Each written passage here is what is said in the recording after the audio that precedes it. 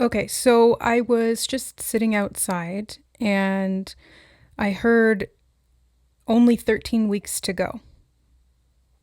So, pulled out my notes app, started writing it down, and there was a reference in a show that I watched last night, episode of The Bear, where they're given a clock that counts down, and it had, I think, 1,440 hours on it. And they were asked how much time this is, and he miscalculated and said 3 months, but it was actually 2 months. So this is kind of just to give some context or back sort of reference point to what I heard just now, only 13 weeks to go. Because when I typed that into Google, I'm really not good at math either. And it came up as 3 months, about 3 months, give or take. The other references that came up in regard to 13 weeks were a reference to the finishing of the first trimester in pregnancy, which tends to be about 3 months long. Then it goes into the second trimester. And also, this made me think, this wasn't on Google, but it made me think 3 months from now, well, we're in September, that would be December, so it would be the end of the year. Only 13 weeks to go could be referring to the end of 2025, or to the winter solstice, or to something about the changing of the year. And then when I wrote that down, I heard great year starting or beginning. And that got me thinking, are we talking about the next year being a great year, being a good year, that type of thing? Or are we talking about the great year, as in the precession of the equinoxes?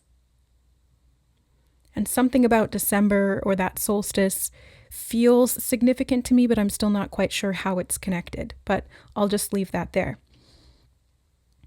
Then, as I was typing all of this out, the word weir, I typed weir, and it went in as not having the apostrophe, so where. And when I went back to correct it, after I was rereading it, adding the apostrophe or attempting to add the apostrophe prompted the autocorrect to show me the word werewolf, which was a reference that I saw recently connected to the translation of the word man, which was used to represent human beings. So I'll talk about that here.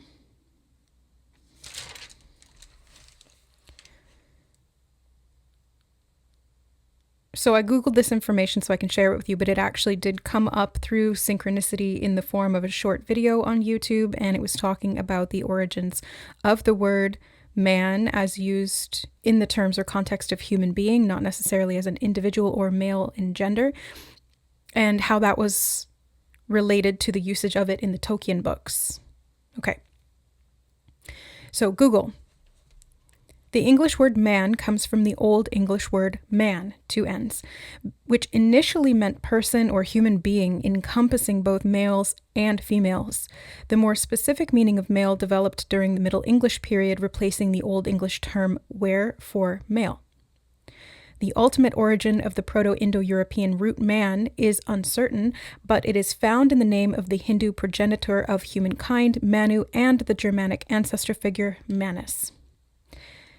And then I also looked up woman because both of those were referenced in the video I saw as well. The word woman originates from the Old English word wifman, meaning female human, which combined with, woman, also root for the word wife, and man, human being, a term used for both sexes. The word evolved through Middle English as woman before becoming the woman we know today. And I was interested in this because this is not only talking about root, I'm hearing root species, okay, root species. It's not only talking about the root origin of these words, but possibly even referring to the root or the origin of both sexes. So there were also references to root in general, many references to root and origin, and then I heard roots of a new timeline. And then when I wrote this down in the book, not necessarily in my notes, but when I sat down to write it in my actual journal, I heard backtracking, and I was being shown somebody following a path that retraces its own steps to find the destination through exploration of where that person had already been. Kind of reminds me of the World card in the tarot, and the World and the Fool have been brought up several times in a lot of the messages that have been coming through in the last couple of months, I've noticed on both of my channels. So that seems to be a core theme that Spirit is drawing our attention to, is this path of the seeker and the more sort of circular or cyclical, I'm hearing the word toroidal flow, I guess, would relate to toroidal flow, where it goes up and around and back again, of this spiritual journey or this path of enlightenment or whatever you want to call it. And then I've also been shown references to the movie Back to the Future, which I did mention in my last video here. And when I wrote that down in this moment, there was I meant to write movie, and it instead wrote down move. And when accidents like that happen, it's no accident at all. It's part of the channeling process. And when I went to kind of dissect that a little bit more, I was shown and heard moving movie in time. So it's like a holographic imprint of a creation as we are moving through time, or something like that. I feel like we could break that down further, and maybe we will, but that's what Spirit wanted to talk about today. And as I said will, I just got triggered to the word free will as well. Free will, how we create, or the root or the origin of this free will, the God source. Okay, now, after I wrote all that down, I was guided to pull some cards from the Wild Unknown Archetypes deck. I haven't looked at them yet. They're all still face down, but they had me order them in a specific way, and I'm hearing the word originator.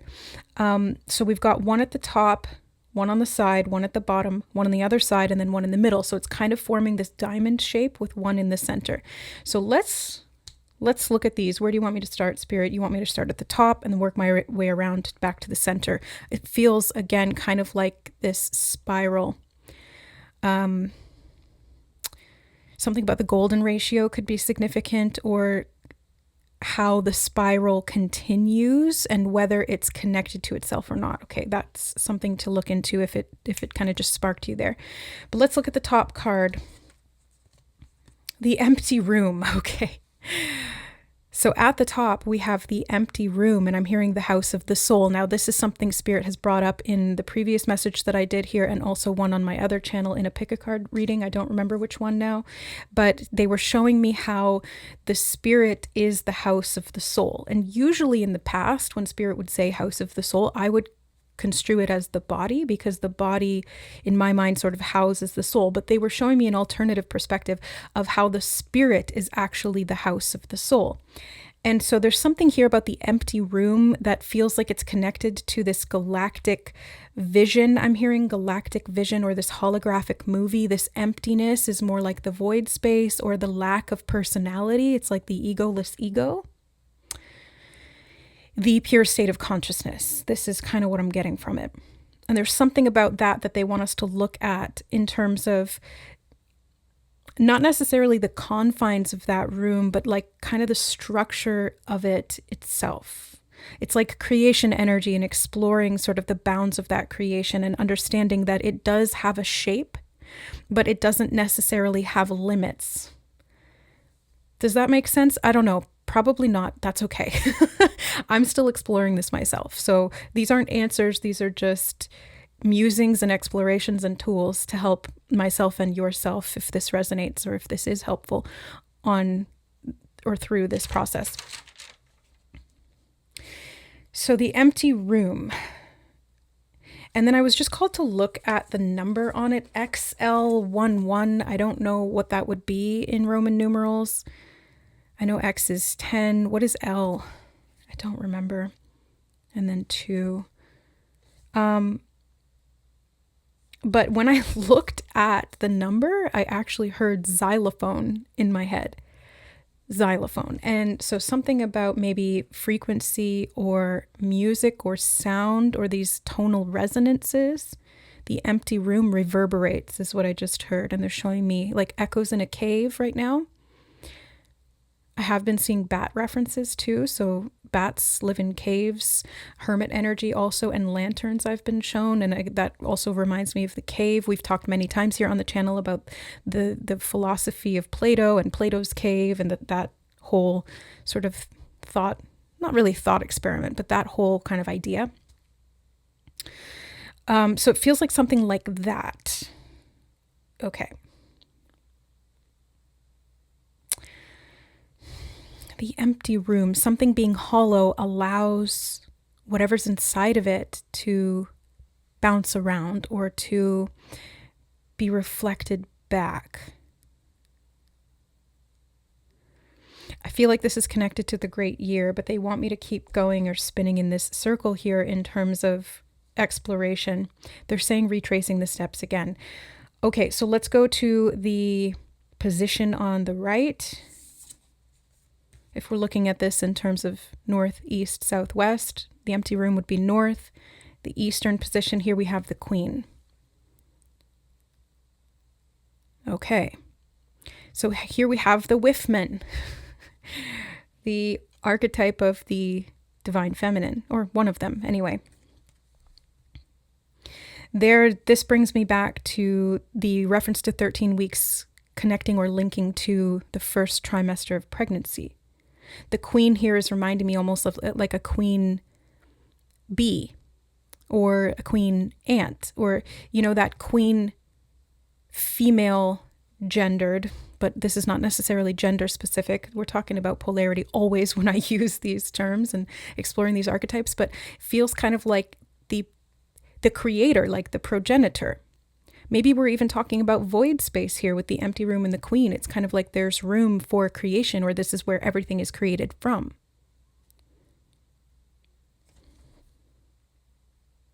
The lotus here has also been a symbol that I've been seeing for quite some time, blooming out of the mud, through the water, out into the rays of the sun, absorbing that light, spiritual enlightenment, the 1,000-petaled lotus, crown chakra. The snake here reminds me of the root chakra. Maybe that's connected to this root or origin, sacred knowledge, temptation, sexuality, healing, transformation. I'm hearing the word transduction. Transduction. They're showing me air ducts in the empty room. Like how does the air filter into the room? And in this image of the empty room, there's no windows, there's no doors, there's no air ducts, but they were showing me clairvoyantly their air ducts. Now I'm seeing ducts and also duct tape. Okay, and they're showing me now a tape of like a movie reel and how it's spooled up around itself. And it's sort of like in this individual form, and I'm hearing the word slideshow, but if you play it on a loop, you start to see the moving images, or something that was once static becomes movable. But I'm also hearing the word immovable, and they're showing me Sisyphus pushing the rock up the hill and then the rock rolling back down and him pushing it back up again. This sort of like curse of futility. This is a very strange message, so let's just see where it goes. All right, in the southernmost position at the bottom, I'm so not surprised to see this. I mean, I had no idea this was here, but now that I see it, I'm like, okay, this is starting to make sense. We have the shadow in the southernmost position. This would be like the root or the underworld or the unconscious. That's where that shadow resides because it's unseen. It's not necessarily bad. It can be. The shadow realm can house a lot of bad stuff, but it can also be a great place for hiding things or for exploration into the unknown. They're saying emptying the room. Maybe there's like a shadow room, sort of like Pandora's box, that needs to be emptied from the inside out. And something about this black and white, light and dark, male and female, the polarities, north and south, east and west. I'm hearing the word configurations.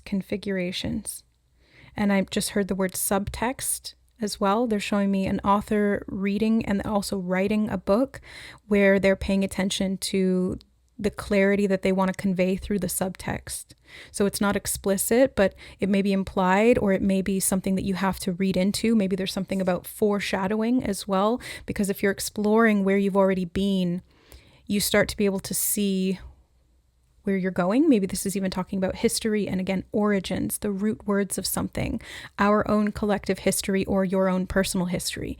Being able to explore what's hidden in the shadows there gives you an indication or foreshadowing, literally shadowing, of what could happen in the future. But I do feel like there is unlimited potential here in what can be created, because it feels like there's a tapping in to this void space of this potential. Birthing new life, birthing something new. And they're showing me the new year. They're showing me a baby with a sash on, and it's like, Happy New Year.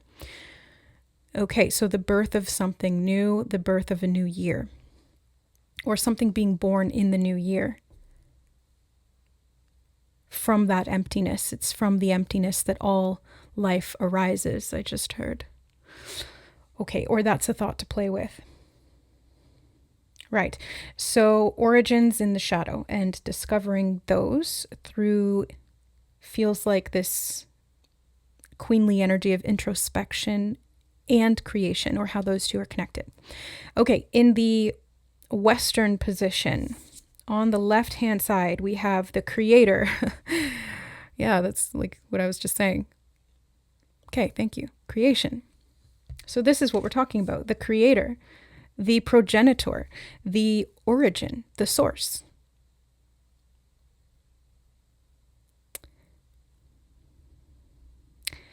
The spirit realm, the Geist, the monad, the numinous zone.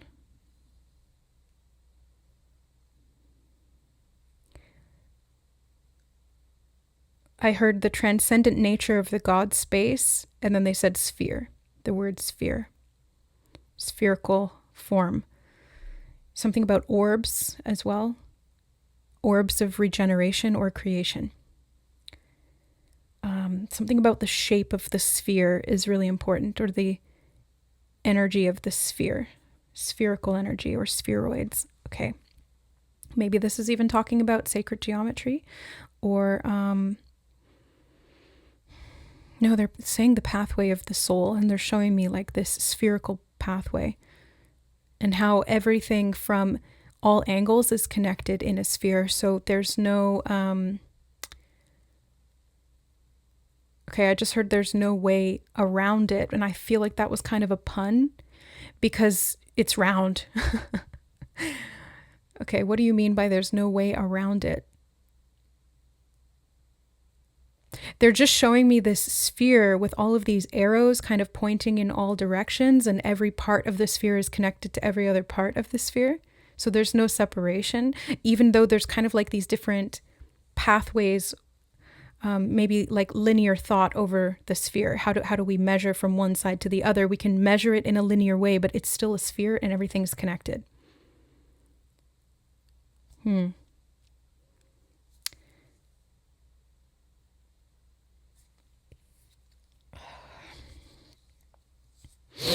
Something about roughshod, manifold, and I'm hearing the word mechanisms, something about holding the sphere.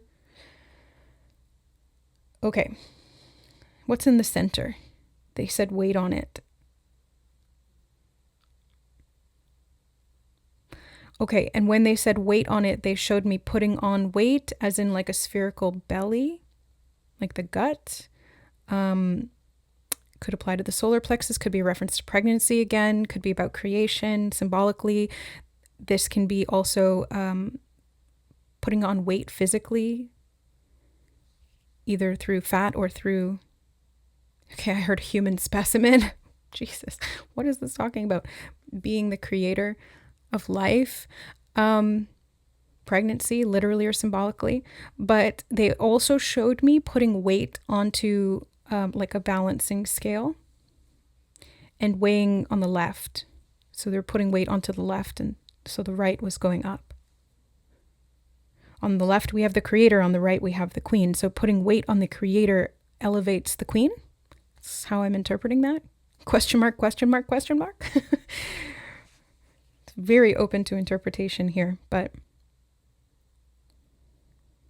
maybe that's part of this message too, because the creator creates and has an intention behind what they're creating. They're saying subplot and subtext, okay? So there is something in that, but it's also open to interpretation. So our subjective experience of a story doesn't necessarily have to take into account the original intention of the creator. This is where free will and interpretation and our own, they're saying sphere of relevance, and they're showing me kind of like a subjective viewpoint, or the lens through which we see and experience reality, how we interpret that, how we take that, what we create out of the interpretation of that. And when I paused there for a second to think of how I was going to convey what I just said, I looked over and there's a snow globe of Merlin that I have over there. It's a wizard. It's not Merlin specifically, but there's a wizard in, like, you know, the classic blue cloak with stars and moons all over it, holding a staff with an orb on the end and his pointy hat and long gray beard. So maybe there's something about the archetype of the wizard or Merlin. Tolkien calls Gandalf to mind because there was the reference to man and mankind and how that was connected to Tolkien, and that reminds me of Gandalf. So, okay, so the wizard archetype, which would be about magic or the magician or wisdom. Wizard feels like, if I trace, I don't know, I don't have my computer out right now, I'm not going to Google it, but I feel like wizard connects to wisdom in somehow because they just kind of sound the same.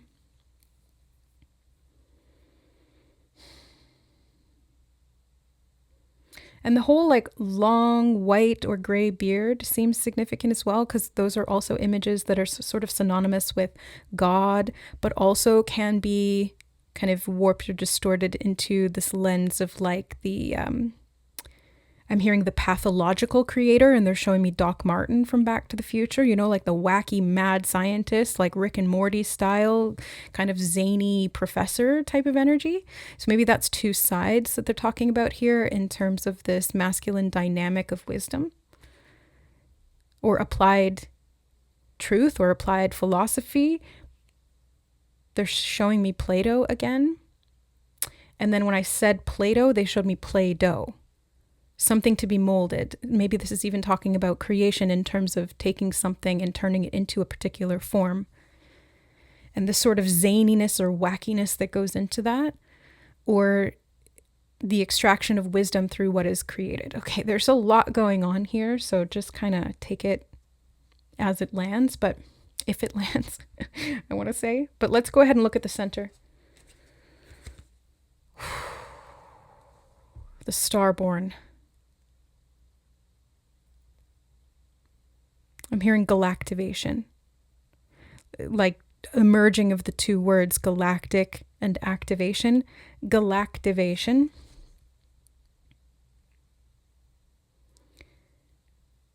Okay. I heard Spirit said the creation from the God source, or of the God source. And I'm hearing replication. And the word replicant, which kind of feels like cloning. I have been seeing a lot of references to like doppelganger. And having to discern those two messages, like the references to doppelganger weirdly came up in association with like the medical industry. So I won't go into what my experience was with like what reality mirrored back to me about that, because it's kind of personal. But suffice it to say, it was doppelganger and medical industry. And that reminds me of the snake as well, as it can have to do with healing, the Asclepius.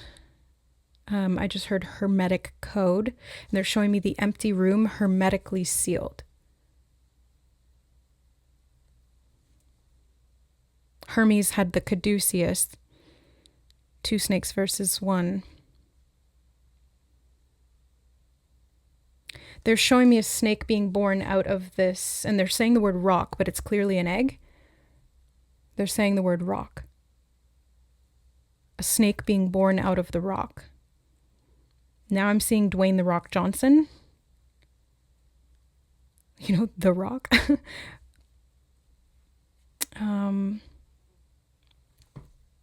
Okay. This reminds me of what I recently learned, is that he's the highest paid actor in Hollywood right now, but he's not even an actor and he's had no training. He started out in WWF, which is now WWE, not to be confused with the World Wilderness or Wildlife Association or whatever it is called, you know, with the panda. Okay, so what is this talking about? Okay, they just showed me a rock in the empty room, like a stone. And the creator being able to make something out of it. So maybe this is talking about, again, stones have weight, being able to make or construct something out of something that has weight, like the physical reality. They're saying 3 stone. And they're showing me a big belly again. So, 3 stone could refer to like 30 pounds. And they're saying something about weight again. I'm hearing the word freeform. They're showing me freehand drawing something, or maybe like auto drawing. Freeform impressions, they're saying. Freeform impressions. Something being impressionist or impressionistic. And that's somehow connected to this message of the Starborn. It feels connected to what we were talking about before about interpretation. I'm hearing constant struggle. They're showing me a back and forth effort, push and pull, tug of war. That came up in a previous message here on this channel as well, previous reading. Something about the duality or the dichotomy within the duality. The dualistic self, and they're showing that it's like it's needing to merge or unify. Yeah, clearly, right? All of the issues of separation we have in the outside world are a result of the split within the self, the divine feminine and divine masculine polarity being pitted against themselves. And we see that through representations of the patriarchal oppression of the queen or the matriarch, the divine creator, goddess, I want to say, but they're not separate. God and goddess are not separate. That's a dualistic mentality that originates from this base form that we're operating in the 3rd dimension. Maybe 3, again, it's like the 3rd dimension. 13 weeks, 13 moons, 13 is the divine feminine number. Okay, yeah, the moon is here. The divine feminine. And how that energy is the creative force behind all life, not just literally through pregnancy, but through creation itself, not just through art. I'm talking like the creation of form from the numinous realm to the physical. I'm hearing the word supplant, and they're showing me taking a plant out of one small pot and putting it in a bigger pot. Something about a new house, the empty room. A new house that you get to decorate however you want. And there's like a rock that's already there. Maybe that's blocking the roots, right? If there's a rock inside the pot, that plant, if you put it into this bigger planter pot, it has more room to grow, but that rock will be an impediment or a barrier that it needs to progress through. Now they're showing me that rock disintegrating, breaking down into little pieces, like little shards almost, but not quite like sand. It's more like dust. But it's like pointy, sharp dust. I don't know what the heck that means. They said fractals. Thank you. Fractals. Thank you for answering that. And they're showing me this like split of like parallels, or could be representing a crossroad. Something about that midpoint, the middle or the center. We talk about our middle as the gut, which would be the solar plexus chakra or the raw center, depending on the state of embodied evolution at the soul level. But the midpoint of the chakra system always kind of feels more to me like the heart center. heart leans more feminine in polarity and solar plexus leans more masculine in polarity. So here we are again at that duality. Okay, they're saying dualistic realm. They're they're showing me third dimension and third chakra. Third dimension, third chakra. And they're showing me a projection out of the third chakra into the outside world, and the interpretation of form of what is being seen or what is being shown. Something about prophecy and magic and creation is also coming to mind. They're showing me crystal balls, wizard type energy, right? I'm hearing the word occlusive and occult. What is occlusive? I think that means like you can't see through it. Well, traditionally, occult would have been hidden or secret knowledge, things kept in the shadow or locked up in these secret rooms that not all people could access. But I want to say that this is an access point, almost like this crossroads or this creation point. I'm hearing insemination, and they're showing me the Starborn card again, and they're showing me like those fractals of dust merging or combining and then creating something new. So it's like 1 and 1 make 3, not 2. The Trinity. The Father, the Son, the Holy Ghost. I would say the Father, the Mother, the Holy Child.